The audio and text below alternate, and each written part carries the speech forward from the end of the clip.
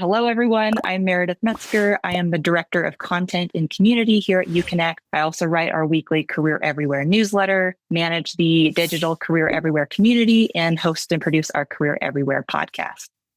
And for those of you who maybe aren't as familiar with UConnect, we are the creators of the first all-in-one virtual career center. Our goal is to make career services accessible to anyone, anywhere, anytime.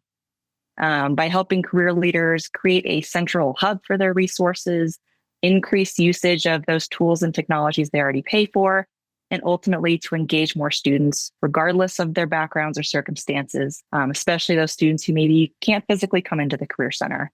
So I am super excited to welcome our three incredible panelists today, all of whom have a lot of in the trenches experience with either being teams of one or leading very small career service teams and still making a big impact, still reaching a lot of students. So we have Anita DeCianni Brown of SUNY Empire State University in New York, Nick Edwards of Hardin-Simmons University in Texas, and Tyler Orr of Southern Virginia University in Virginia. So I will let each of them introduce themselves here in just a minute. But before we do that, I do want to just quickly go over a few housekeeping items. So first, this webinar is being recorded, and we will send the recording and any additional resources to you by tomorrow. Second, please feel free to use the chat as we go to share ideas and keep the conversation going. And if you have any questions, you can drop those in the Q&A box, which you should see at the bottom of your screen. And we will leave about 10 to 15 minutes at the end of the webinar for dedicated Q&A. But, if I see a question in the question box that's particularly timely, I will do my best to work it into the conversation. I think that is everything.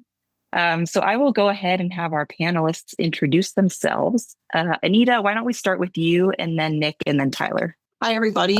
Thanks for inviting me to be part of this panel, Meredith. My name is Anita DeCianni Brown, and I'm the Director of Career and Experiential Learning Services at Empire State University. We are part of the SUNY system, so the State University System of New York. Our university is an online university, and we have the majority of our students are non-traditional students with an average age demographic of about 34 years old. We serve both students and alumni, and we are nearing about 18,000 students. We're just under that amount, but we're quickly approaching that number of students. I from 2014 to 2024, I was a team of one, and then was able to now grow into a team of four people, and certainly we'll talk more about that later. So thank you for having me. Great. Thanks, Anita. Nick, I'll toss it over to you. Yeah, so likewise, thank you, Meredith, for having us aboard about part of this conversation. My name is Nick Edwards. I'm the Director of Career Services here at Hardin-Simmons University in Abilene, Texas. We're a very small, private Christian university with a student population of under 2,000. I think we're about 1,500 this semester of undergrad. Prior to higher education, I've come from a vast array of industry, many years working in corrections. I've done public education for the last 7 years. Before that, various odds and end jobs, but ultimately coming into higher education was a little bit of a different route for me, in the fact that I was finishing up my doctorate degree. I knew I wanted to go into higher education at some way or fashion, so I started just looking for opportunities, and this position happened to come up, and 2 years later, here I am still. And so like many of you, we wear lots of hats within this role. And so I want to thank this time, and then thank y'all for being a part of it, and looking forward to learning and growing. Thanks, Nick. And to clarify, you are a team of one serving those 2,000 students, right? Yes, which has definitely made me have to think more carefully and strategically with where I want to devote time and resources. Yeah, I imagine that's quite the ratio you've got there. All right, Tyler, I'll throw it over to you. Yeah, like they said, thanks for having me on for this.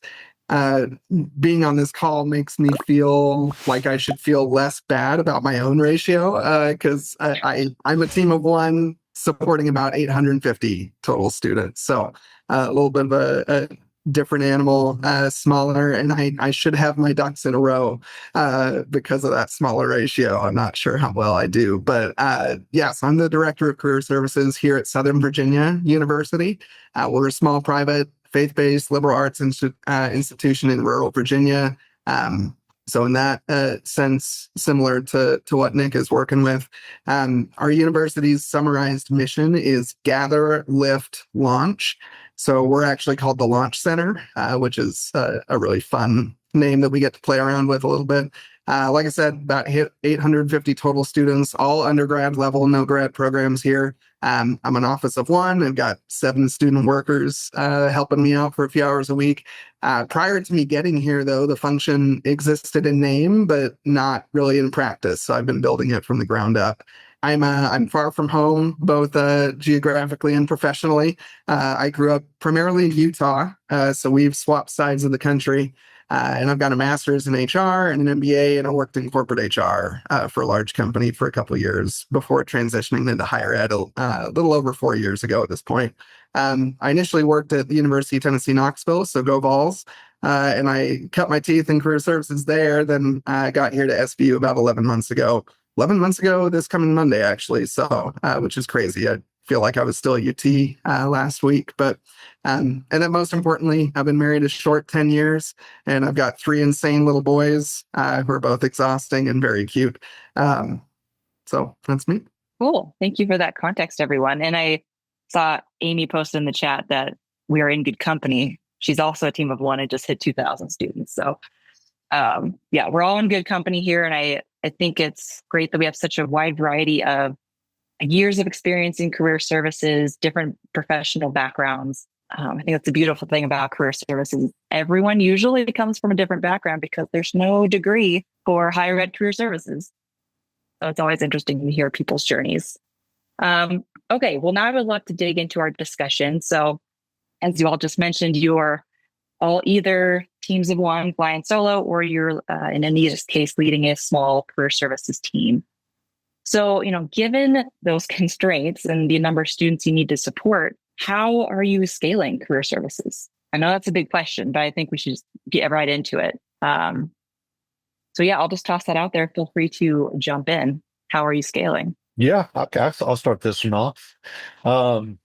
So for my office, when you're leading a one person office, the key to my success is just realizing that you can't do everything yourself. Relying on, one of the first things that I always rely on is faculty and staff partnerships. That's, one of the most critical things that I learned in this short amount of time. Faculty, whether it's regularly inviting me into their classes to kind of just give short career talks or to like workshops or whatever the case may be, this ultimately just kind of gives me the opportunity to reach that larger number of students all at once, in a setting that they're typically already should be hopefully engaged in. Another way that I kind of scale that is by providing faculty and staff with kind of like plug and play career assignments that live within my website. These assignments are really pretty easy to integrate into courses that are already, whether it's resume writing or networking exercises, reflection prompts, whatever the case may be. It's just a simple add-on for faculty to use that are just really easy plug and play, ready to go out the door. And then having those two pillars in play, it really makes it easier, because then faculty are a little bit more engaged with it, pushing students to attend those workshops and career events. And when students hear those encouraging words from their professors, they're usually a little bit more inclined to show up and engage. It's kind of a multiplier effect. So instead of me just being the only one promoting career services, faculty and staff are able to really just kind of amplify that message when I'm not in the room with them. That's a great strategy. And Nick, to confirm, did you mention that those assignments are on your virtual career center? Yes, they're under the people we serve, faculty and staff. I've kind of got it developed based on base competencies, as well as just different career readiness related activities. Cool. Well, we'll definitely be sure to share that resource with folks so they can go check out what your assignments look like. I can hop in next. So at SUNY Empire, when I started here, I'll just give a little bit of the backstory. When I started here at the end of 2014, Career Services was a web page, not a website, that had 3 links on it.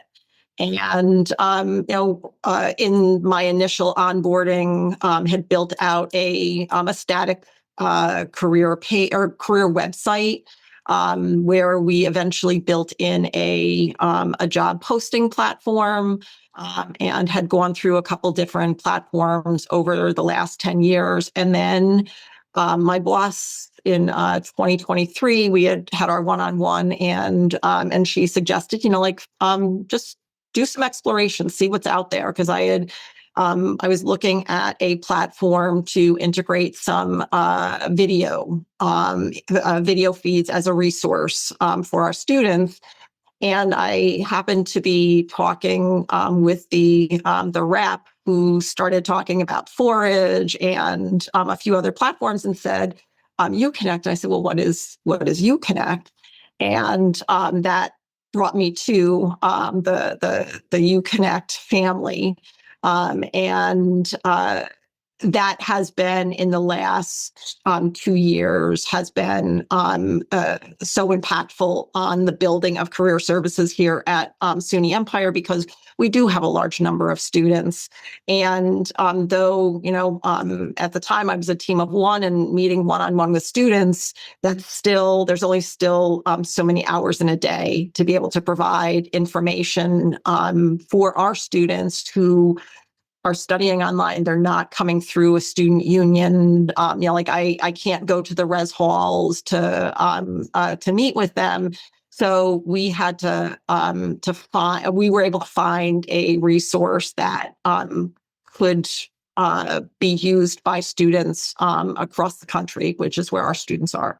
And I'll double down on that really quickly. I know we're planning on talking about UConnect and technical platforms a little more later too, Meredith, but UConnect, and then so we implemented UConnect and Handshake within a couple months of me coming on board 11 months ago and putting all this together, and it definitely helped us go from 0 to 60 infinitely more quickly than we could have otherwise. We have a great web team and internal IT partners, but they just have way too many irons in the fire to have been able to help us build out a website and reliable online resources for our students without a tool like UConnect. So it's been really helpful.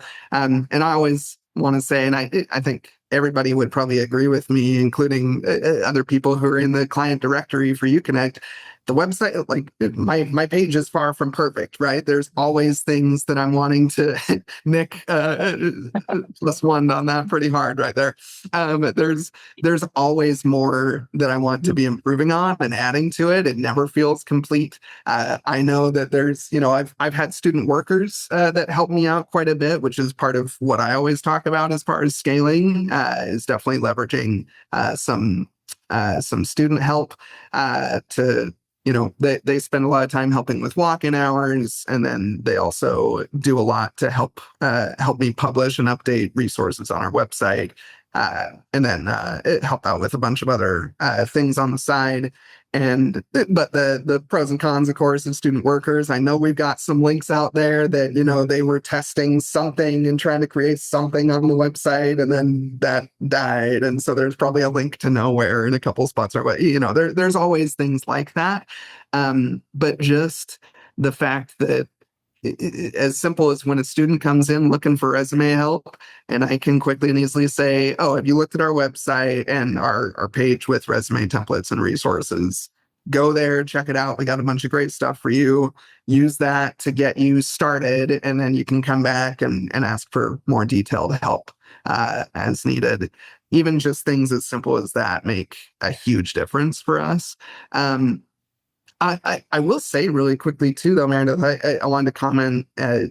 I'm the kind of person that honestly I am trying to grow into a scaling mindset. I think that this is difficult for any of us in career services. Probably we love the one-on-one interaction so much, like that's why we do what we do. We love helping and being a blessing to specific students. So it's sometimes hard to preserve the time to focus on getting scalable processes in place if there's a student knocking on your door asking for help, right? And there's always a student knocking on the door. And so that's been a challenge for me, but I just wanted to I don't know, give some empowerment if there's anybody who is in a similar spot as Anita and I both were when we started our roles. And Nick, I can't remember for sure if you built your office from the ground up too. But if you're in that situation, like you've just started your position or something, and you're starting to build career services from the ground up with a tiny team, be really clear with leadership up front about setting a ramp up timeline, if at all possible, rather than immediately opening the floodgates and sending a message out to all students saying open for business. That was one of the mistakes that I feel like I made. If I had taken a couple more months before we had blasted our name out to the world, we would have had time to be in a lot better shape as far as what we were providing on our website and the processes we had in place. And I loved the impact we had on students immediately, but if I could go back, I would be a little more intentional and careful about our ramp up there. And shout out to Lexi Bartimioli at Arizona Christian University, who's an awesome human that I've talked with who recently did that and is doing some really cool things. So I would give her a follow on LinkedIn and check in on what she's doing for advice there. What I'm hearing is maybe we need another webinar on how to build the career services function from the ground up. Yeah, I'm going to tell you all the mistakes. I'll echo what Tyler said, because I did have a little bit of a cushion time. I might have been able to use a little bit more, but I started in November of 2014, and students didn't know that I was here. Like the official launch wasn't until June or July of 2015. So like during that time, had to go build the website, had to think about what career services was going to be. And then, even for building out UConnect, even though at the time I was still a team of one, I didn't do that in a silo. So I had faculty input, which was incredibly important, as well as our other functional offices. So before it was launched to students, I had gone on, I called it the roadshow, and shared out what the resource was, asked for feedback, and what they saw was when they gave me feedback, when they gave me recommendations, I was putting, like those were immediate. I could go right in because the site is so, the platform is so easy to use. You can go in and make those changes immediately. And then, the faculty and the faculty chairs were seeing that these resources were being used and they could recommend it to students. So it wasn't, again, just a career silo. It was something that was throughout our student success division and academic affairs. I'm glad you mentioned the ease of making changes. That's something that I've heard a lot. You don't have to engage marketing or IT for every little change or updated resource. You can just make those changes in real time, which I think, as you all know, in career services is super important because the workforce and the world of work changes on a daily basis. We can't wait months to make updates. So kind of on that technology note, I mean, you've all kind of touched on it, but how are you using technology to scale, and what does your tech stack look like? Well, start if y'all don't mind. So technology is definitely one of those things that I have used to help scale my working environment. Especially through the virtual career center, through UConnect. The platform has it's been so important to the work that I do. It serves as that central hub for everything career related at Hardin-Simmons. The way that we've kind of got it built out. Students can access career paths that are organized either by major or their industry. Each of those pathways have curated resources, whether it's videos, articles, whatever the case. And because the site is open 24/7, students don't have to wait until 8 o'clock in the morning when the library doors open and they can come into my office, or reach out and make an appointment on my calendar. They're able to explore everything. They're able to explore what careers are out there. They're able to build skills. I've got a little new section that I've built out that helps upgrade skill sets. In today's world, meeting the students where they're at, and not only where they're at, but when they're there, is crucial. That's the key to what we're doing.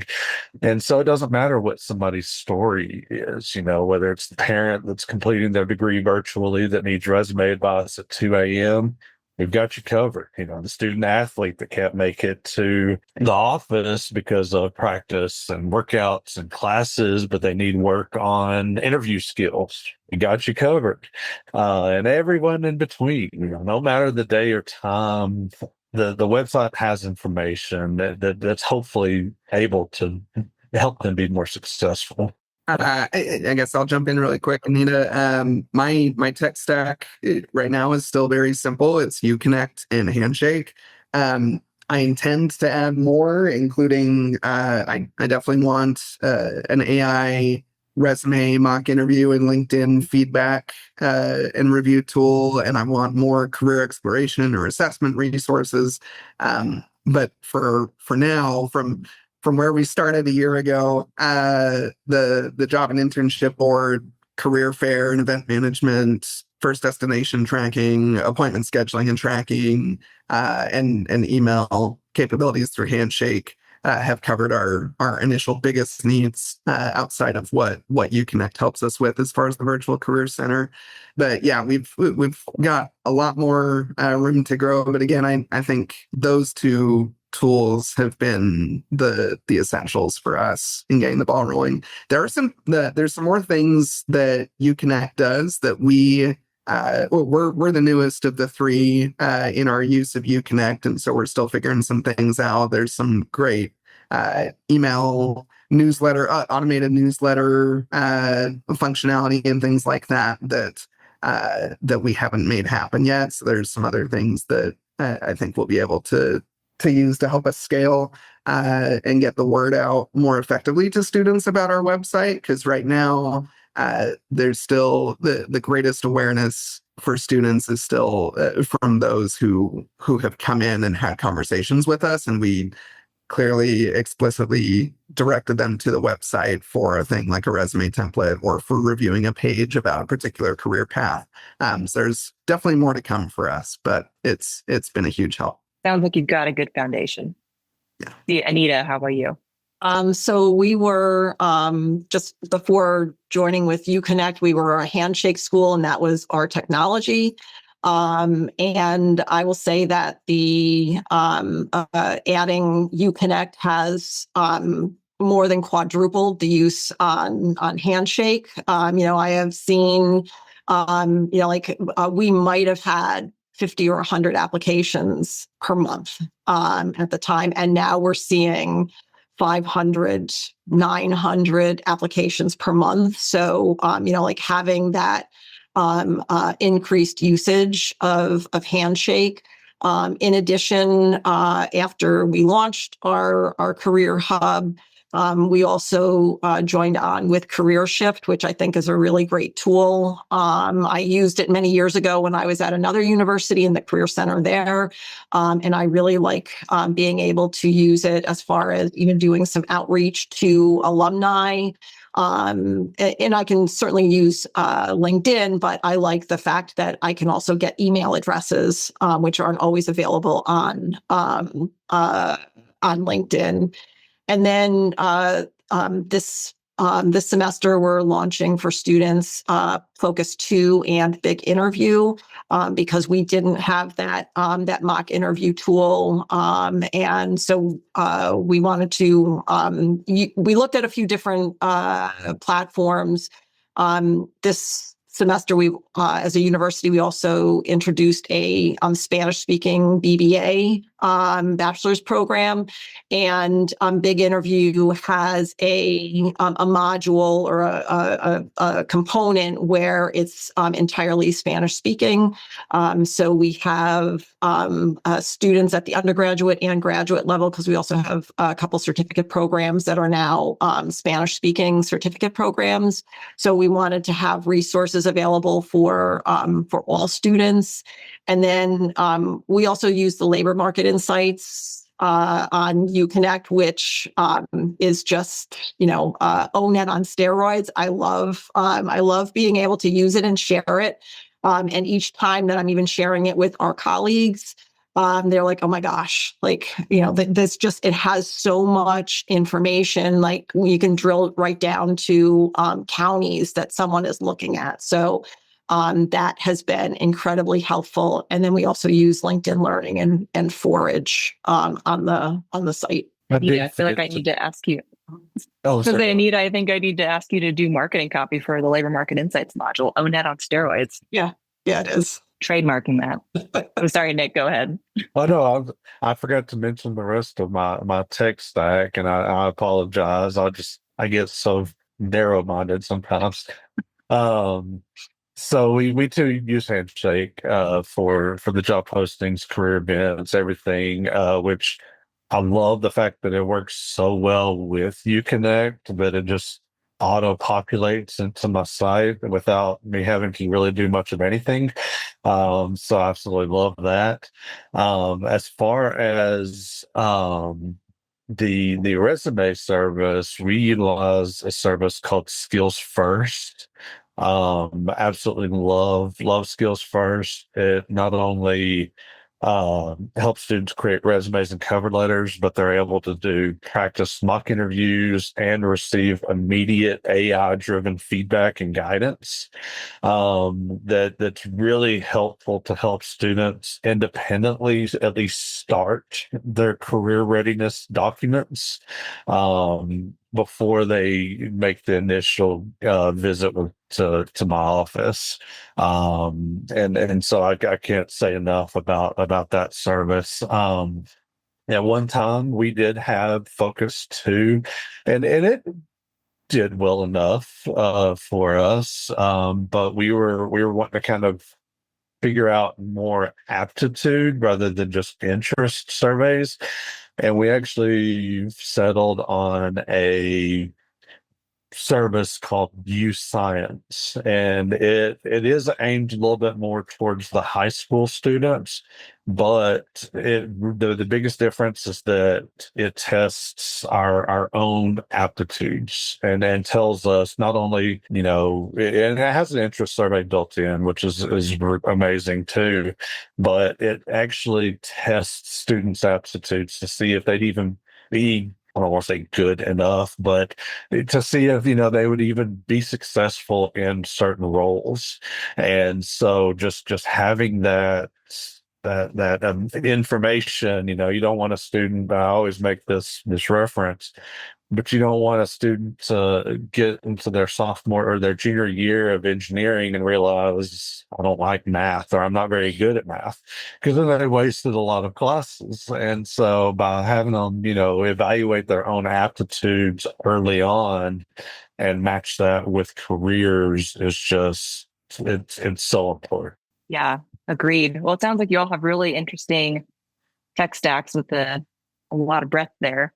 I'm curious, since adopting all of those tools and UConnect, what would you say has changed for you in terms of what you've been able to focus on or prioritize, especially as teams of one in Nick and Tyler's case and a team of four in Anita's? I'm the newest to UConnect, so I'll let you guys. And I started with it, so love to hear your thoughts. I'll start if you don't mind. So I will say that since joining UConnect, my approach to being able to strategize, having access to more resources, and I don't just mean the UConnect platform itself, but I've said this to Meredith numerous times. I listen to the podcasts all the time. And I also read the comments and follow along in the conversations in the Careers Everywhere community.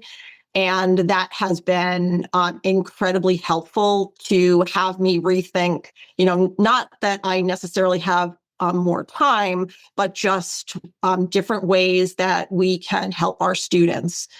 So, at the beginning of the summer, we started having a career liaisons.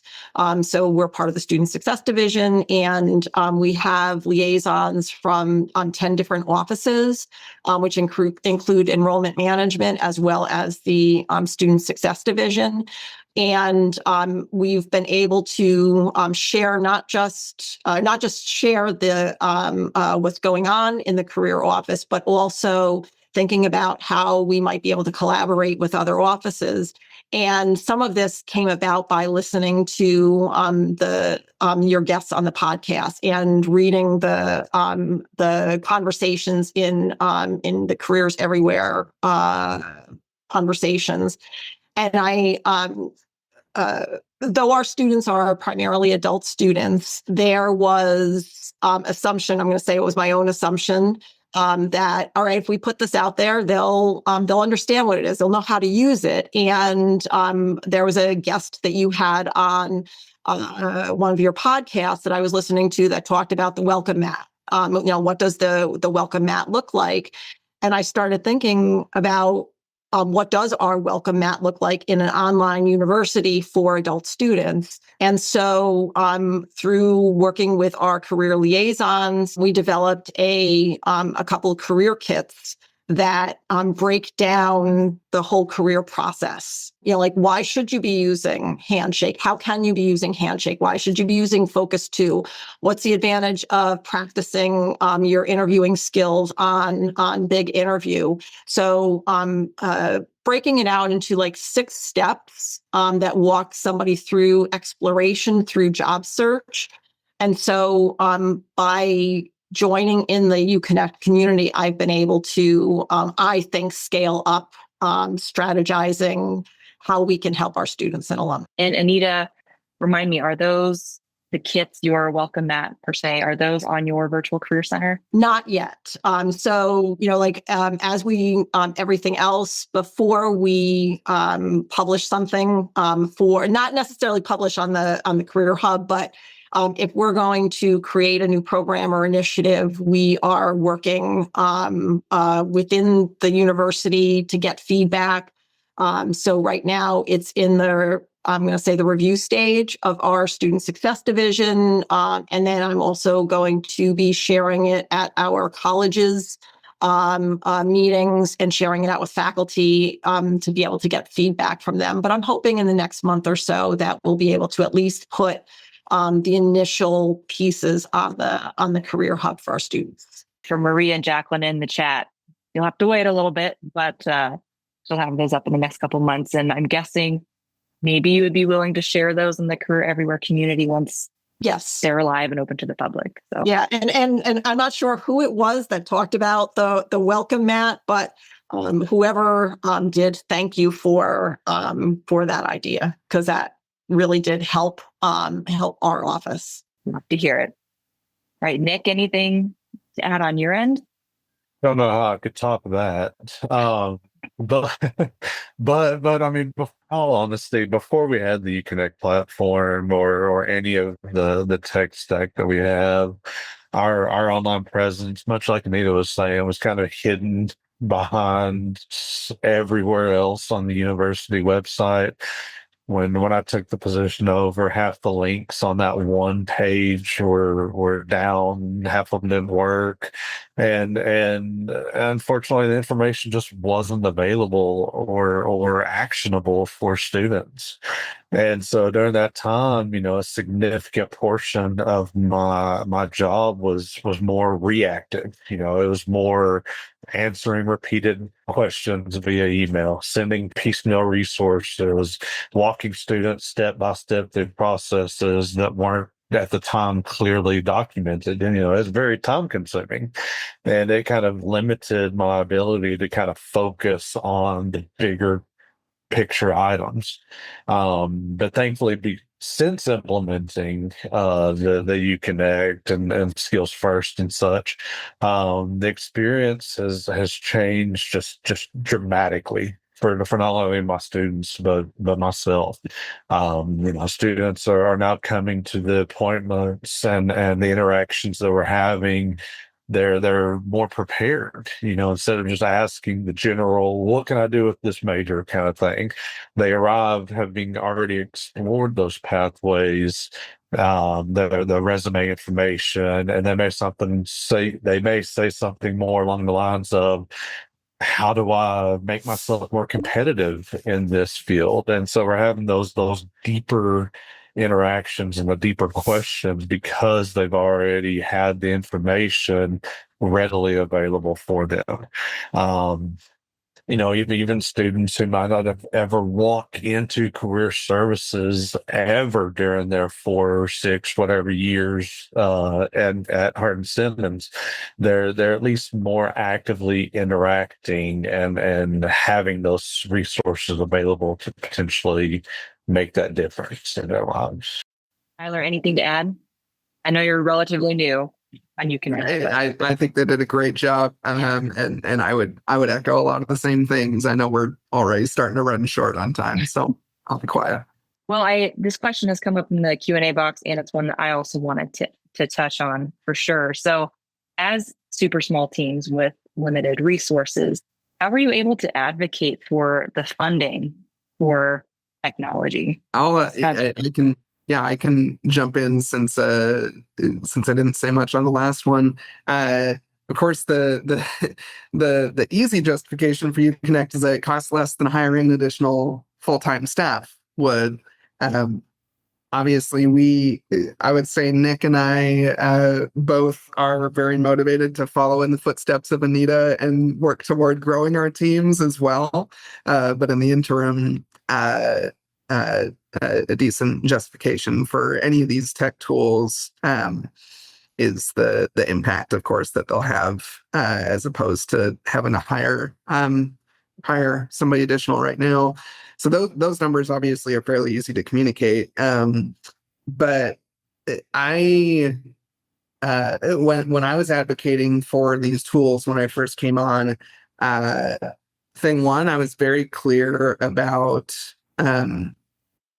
taking, of course, pulling from some of the content and resources, marketing collateral from Uconnect and Handshake to help our leaders understand. But I was very clear and explicit about what our students would get and what SVU would get. So I remember very specifically outlining those two different columns of value that we would be receiving, and then tying those things to admissions and enrollment was a big help as well, which I know Uconnect has been talking a lot about recently. I know you've had a few good podcasts and webinars on that subject, and it's been talked about a couple times today already too.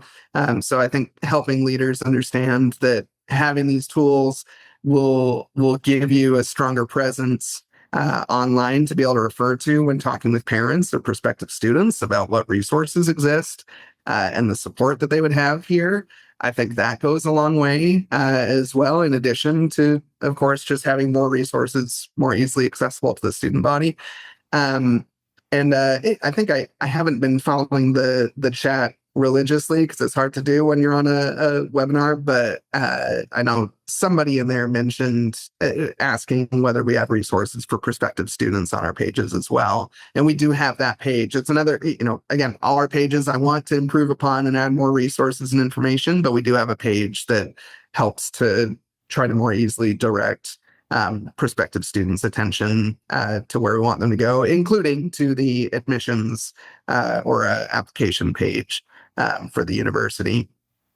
So I think those are some of the things that I've done. And I was going to talk about this a little bit more with a later question, but I'll mention it here. Again, tying to enrollment and admissions, but also you just tie everything that you do back to the mission or the strategic imperatives or pillars or whatever of your institution. Find how your space ties to whatever the university has said their priorities are. There's going to be a connection somewhere in there nowadays, especially I think there is growing recognition, of course, across higher ed that there are shifts that need to happen in the value that we're communicating to students and their families on the back end of their expensive degree. And so there's usually somewhere we can tie into the university imperatives that will help us both just elevate the name of career services across campus in general, and help us to advocate for funding or resources related to tech. Yeah, Great advice.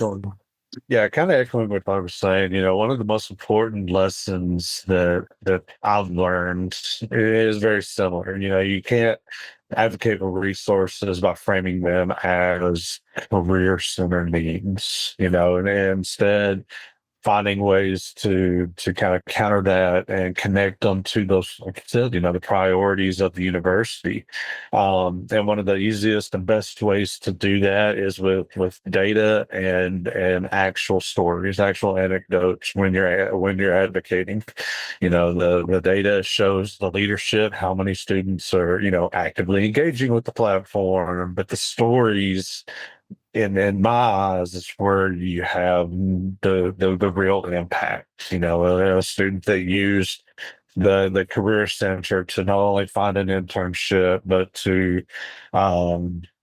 tailor their resume based on advice from the website, and ultimately culminating to obtaining this internship, opportunity that could potentially shape their career direction. The combination of all of it is just so powerful in gaining that support.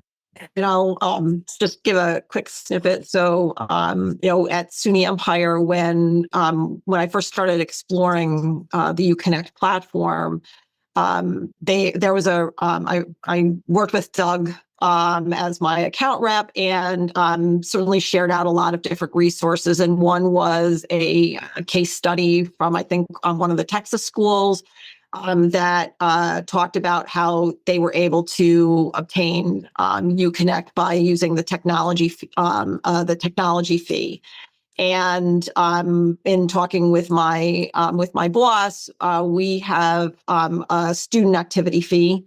And I had made a pitch to our Student Government Association. I shared out what the platform was going to look like, and made the pitch. And our Student Government Association supported our getting the UConnect platform. And then, as far as the additional resources, our chancellor in New York, Chancellor King, is a huge advocate for experiential learning, applied learning. And he had launched a new initiative 3 years ago supporting students that were participating in internships. As part of that, our proposal included growing the career office by adding a couple staff members, as well as some of the resources that we've now implemented. So that's how I was kind of able to lean into these gifts or opportunities, not necessarily gifts, but opportunities to help our students. Well, thanks everyone. That's some good advice. I think that's a good segue into a quick poll question that I wanted to launch for everyone attending. We've talked a lot today about technology, or about how technology and specifically UConnect can help small teams scale their work and engage more students. If you are not already a UConnect customer and you'd like to chat with our team about how UConnect can help your career center, please select yes in the poll. Or of course, you're always welcome to reach out to me as well. I'm always on LinkedIn or in the Career Everywhere community. Okay, so panelists, I know we have maybe 12 minutes left. So I have one more question from me, and then I would like to move into some Q&A from our attendees. So as we talked about earlier, Nick and Tyler, you're both teams of one. Anita is a team of 4. And I would love to hear how you have advocated in the past or are planning to advocate for hiring additional staff members and growing your team. So Anita, why don't we start with you, because you just recently did this and expanded from, flying solo to a team of 4. So like I mentioned, we were able to obtain the funding through our state university system for our initial growth. And by using the UConnect platform, we have been able to really look at data, and data can tell stories. So, as I look at other ways that we can grow, either by technology resources and or people, as our student population grows, so will the need to help support them. And, a team of 4 may not be enough if we, as we do continue, I'm not going to say if, as we do continue to grow. And I believe now that we will have the foundation with the data for all the different platforms to be able to show, okay, this is the reason why we need additional resources. Cool. And Anita, would you mind sharing what the additional team members you are? So there's you as director. And then we have an assistant director. We have an internship coordinator, and we have a military and veteran career advisor. SUNY Empire has the largest number of veteran and military. We're the largest serving SUNY University for the veteran and military population. Okay, cool. That makes sense. So Nick and Tyler, so you're both teams of 1. I'm curious about any plans or efforts you've got coming down the pike for hiring additional staff members or growing your team. I wish I did. I mean, look, obviously, yes, looking ahead, I would love to expand the team. I'd love to get that outreach even larger across, to every student on campus. It would definitely have to be gradual, whether it's starting with peer mentors or student workers, which I don't even have student workers for. And then potentially, upgrade that to, graduate assistants or whatever the case, and then eventually advocate for more professional staff. But it definitely seems that this is the only office that has a team of 1 on campus. But I can't complain. I mean, I do what I can with what I can and provide the best service that I potentially can for those students. So I actually did already have the go-ahead to hire somebody else underneath me, and then they paused hiring across the university for a couple months to kind of get some other ducks in a row. But I think there were a few different things that I was doing that helped with it. One was I do think it was influential that I applied for a grant here in Virginia and received that grant and have some great plans going forward for how we're leveraging that. And it's from a state, it's from the state. And so there's obviously some significant reporting coming along with that, but there's a lot of great resources and accountability too on our university to leverage those grant resources effectively to help our students out.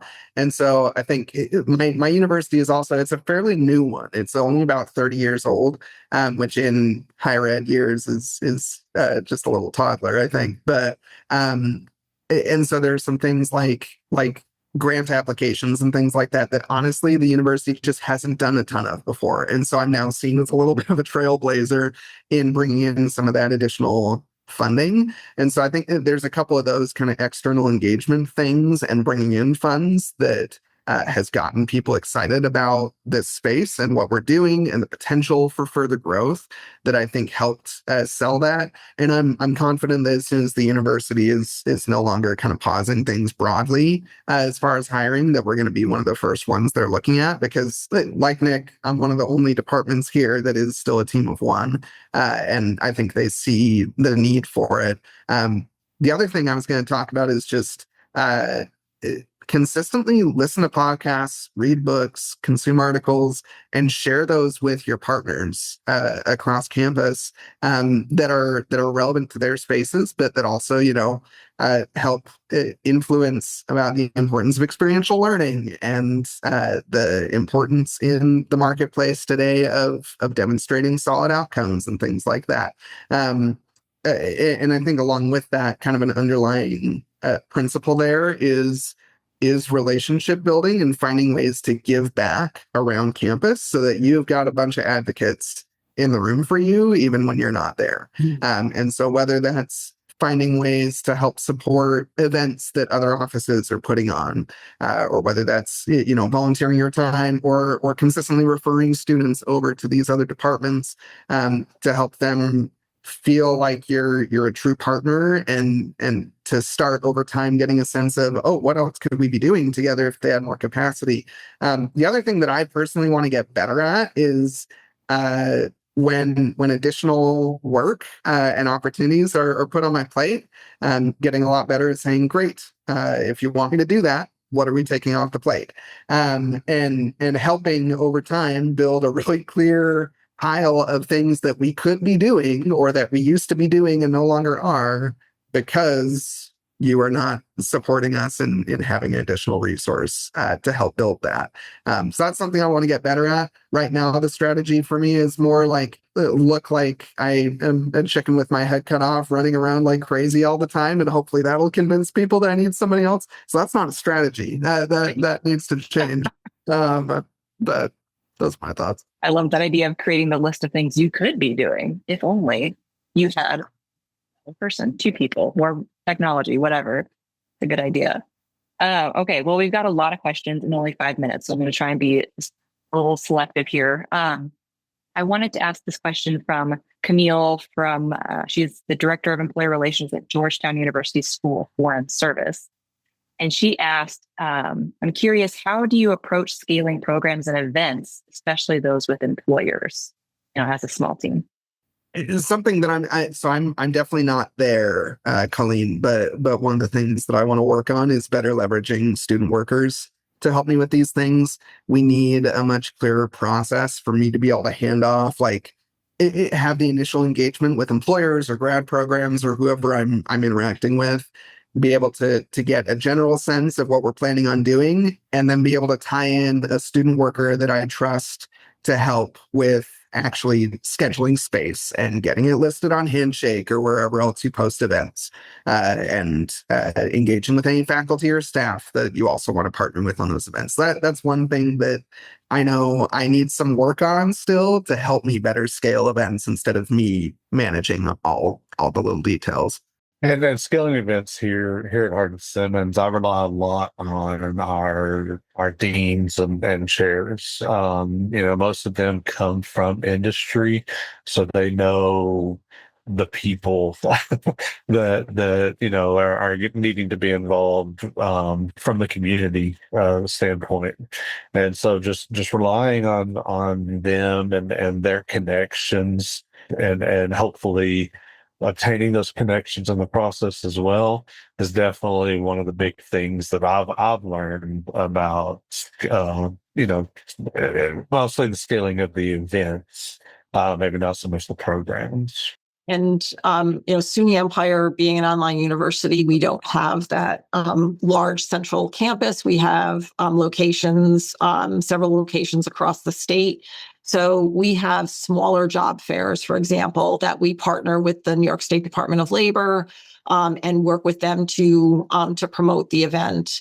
And then, as far as other ways that we engage with employers and alumni, I have a weekly series called Ask Five, where I have a career conversation asking the guest 5 questions, and they're all career-related questions. And all of those get posted on our career hub, and then I can share that with faculty to share with students. So it may not necessarily be like that large scale, but it is something that's manageable, as well as informing. Cool. Thank you. That's super helpful. Okay, we have 1 minute left. I have one question I'm going to direct to Anita because it is for Anita. And then I think any remaining questions, what I might do is create some kind of a post in the Career Everywhere community, or we can continue this conversation. Panelists super up for it, maybe answering some questions in the comments there. But let's see, Roberta Buckberg asked, do you manage internships or do the academic departments and faculty do that? And what is your office's role in internships? Our office manages the process for non-clinical and non-teaching experiences. Students that are participating in a credit-bearing internship, we work with the faculty and the faculty chair or the department chairs on the process. We handle logistics. So we are the go-between, the liaison between the host site and the university as far as getting affiliation agreement and certificate of liability insurance. We're also the ones that track the experiences and be able to report out to our provost and the state university system. And then the faculty are the ones that are developing the learning contract. They are deciding what the academic component of the internship is. So we work together on it. Cool. Thank you for answering that one. All right. We are right at the end of the webinar here, at the end of the hour. So thank you very much, Anita, Nick, and Tyler, for sharing your time and your wisdom today. This was really helpful. I don't know if you've seen the chat blowing up over here, but a lot of folks are thanking you. And just thank you everyone who took the time to join today. Again, we recorded this. We'll send the recording and any resources that were mentioned today to you all by tomorrow. So thank you again and hope everyone has a great rest of your week. Right, Thank you. Yes.